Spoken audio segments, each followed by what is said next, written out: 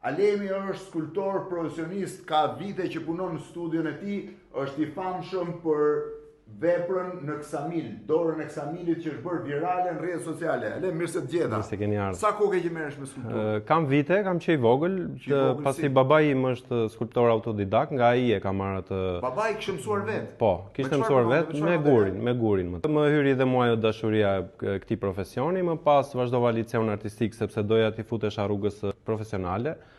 Pastaj vazhdova Universitetin e Arteve ku kam studiuar dhe punuar në studion e profesorit tim të ndjer Arben Bajo.